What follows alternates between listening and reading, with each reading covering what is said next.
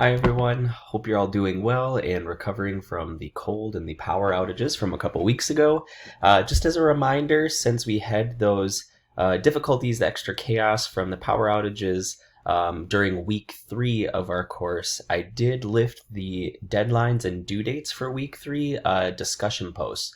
So if you weren't able to complete your week 3 EOP and or comments, those deadlines are lifted. So you can complete them at any point throughout the semester and you will still get a grade for those assignments for week 3. So just as a reminder, if you missed that and you want to make that up, you can do that. But again, I do drop your 3 lowest weekly discussion post grades at the end of the semester. So it's not a huge deal if you miss 1 or 2 here or there because I do drop your 3 lowest grades at the end of the semester. But just so you're aware, you can still complete the week 3 discussion EOP and comments, and you will get a grade if you do so. So this week, as we enter week 5, we're going to be talking about social inequalities in education. I think many of you may be somewhat surprised as you read through the content this week to learn just how extensive and complicated problems in education are, specifically here in the United States. We have a tendency in the US, due to the ethnocentrism of our society, to kind of put ourselves on a pretty high pedestal, and that's definitely true in the case of education.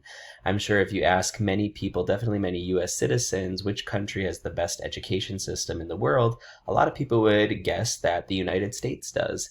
But the reality of that situation is that the United States is failing quite miserably on virtually every single measure we could use to evaluate educational quality in comparison to other industrialized nations. So a lot of the content this week is kind of geared towards explaining why these inequalities in education exist. And when we say that the US is failing in terms of education, it's not to say that we don't have a number of fine educational institutions and schools in the United States, but the big problem of education in the US is that the quality of education is very unequal. And as we'll talk a lot about in the content this week, that inequality is pretty clearly mapped onto social class inequality. So it has a lot to do with income inequalities. This ties into our discussions about the social problem of poverty, which we covered last week. And then as we'll also tap into a little bit this week, but definitely more so in coming weeks, the income inequalities that are mapped onto education can also be mapped onto inequalities pertaining to crime, inequalities pertaining to race, inequalities pertaining to familial status. So as all of the social problems are that we discuss in this class, inequalities in education are very intersectional problems, meaning that we always need to be looking at them with our sociological imaginations to understand how all of these different social structures in our society kind of intersect and create these really complicated intersectional social problems. So let me go ahead and just kind of give you a quick walkthrough of the content for week 5. You will see the week 5 content folder located in our course content tab in Blackboard. Up top, you see the to-do list for you this week. Pretty straightforward. Read and view the content is number 1. Remember to complete your educated opinion post for your weekly discussion by Thursday, and complete your comments by Saturday of this week. One extra thing we have this week, if you're following along with our syllabus, is that Exam 1 will become available later this week. So I'll come back to that at the end of this video and talk a little bit more in detail about what you can expect for that exam and the guidelines for it. So a lot of videos this week as opposed to reading. We still have a chapter out of our online textbook that I think does a pretty good job kind of broadly serving the vast array of social problems in education, specifically in the context of the United States, but it also provides a bit of a global comparison as well.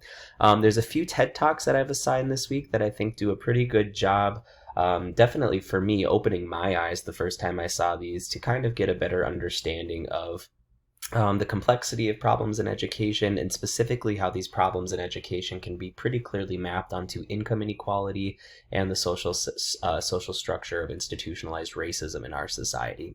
So definitely pay attention to these TED Talks, listen to them with an open mind, listen to some of the data and the findings that are being presented in them because they're very, very illuminating. Also have a crash course video on schools and social inequality. So this video kind of spews out a lot of information in not a lot of time, so it can be a little overwhelming. But again, I think it does a good job of just kind of highlighting or touching on many of the different problems affecting social inequalities in education in the United States. I've also included a reading about a education initiative that's unique to Texas. It's this policy that's kind of generally referred to as the Robin Hood program. So it's kind of this idea that instead of basing funding for public schools on local income taxes, which is how it's typically done throughout the United States, that public schools should have equal access to funding, that tax dollars collected in any given state and every given school district should be equally distributed to all of the public schools in that area, rather than basing it off of the incomes of the people living in the certain school districts. Also included a reading about affirmative action policies. This is a really hot button topic in society, affirmative action, referring to this idea that organizations such as schools should reserve a certain number of seats or admit a certain number of students who represent different marginalized communities. A lot of people throw out the argument that if we're doing that, we're not allowing the most talented, the best and the brightest students to necessarily get admitted into these schools. However, the sociological argument to that, again, never blaming the individual, but always looking at the system first, the sociological argument is that we can't expect people, specifically people from marginalized communities who have experienced decades, in some cases centuries of structural oppression, to have the same access to high quality education as people from privileged groups in society. So very much a conflict theorist approach or argument here is that if we want to kind of reduce the power imbalances, reduce educational inequalities, we need to make sure that access to high quality education is equally accessible, especially to the marginalized communities who have been excluded or have had a harder time accessing high quality education historically. In the reading this week, it talks a little bit about kind of comparing the United States globally to other industrialized nations that are performing better in terms of different kind of measures for assessing the quality of education that students in any given country receives. And as the reading from the text, the online textbook says this week, Finland is consistently one of the highest performing countries around the world in terms of education. And if we would compare and contrast the way that public education in Finland operates in comparison to public education in the United States, you'll notice several very stark contrasts. And so I've also included a short video clip this week that gives you kind of an inside look about what a public school in Finland looks like. So you can kind of compare that to probably the public education that you received if you went to public school in the United States, and just kind of get an understanding of how different these systems look. The last things I have here, just a few of my lecture videos going over the slides that I've cultivated here to kind of summarize all of this information about social problems pertaining to inequality. All right, so of course you got your group discussion post assignment for this week. That's the same. EOP again is due on Thursday. Your comments are due on Saturday, but also starting on Friday, March 5th, so the Friday of this week, your first exam for this class will become available in Blackboard. All right, so to access that exam, you will see there is an exams content folder. If you click on it now, you're not going to see anything in there because the exam doesn't become available to you until Friday of this week, so don't panic. But starting Friday at midnight, the stroke of midnight, you will see the link for the exam 1 for our course in this exams content folder. So in the week 5 content folder in your to-do list, I provided right here some language explaining to you what you can expect for this exam. So the exam 1 covers the content from weeks 1 through 5, so everything that we've covered up to this point in the semester. The exam will become available in the Blackboard exams content folder that I just showed you. Like I said, it will not become available until this Friday, March 5th at midnight, and it will remain available until Sunday, March 7 at 11:59 p.m. So essentially you have 3 full days, a 3-day window to complete this exam. So you can complete it whenever you'd want in that window. I would definitely recommend completing your week 5 EOP and comments probably before you complete the exam, because the content from week 5 is going to be included on the exam. So the more practice you get kind of reflecting on the content for this week, the better position you to be in to perform well on this exam. So the exam is 50 questions. All of the questions are multiple choice and true and false. There's no short answer, no essay questions, so keep that in mind.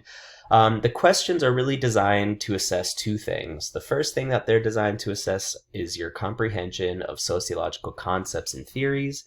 So definitely review a lot of the terminology specifically that I cover in my weekly video lectures and in the PowerPoint slides, as well as the sociological theories. So remember, we have functionalism, conflict theory, and symbolic interactionism. Several of the questions will ask you to apply those different sociological theories to explain some of the different social problems and sociological concepts that we've covered up to this point in the course. The second thing that this test will assess is your ability to interpret the arguments and the findings that I've presented throughout all of the different pieces of weekly content.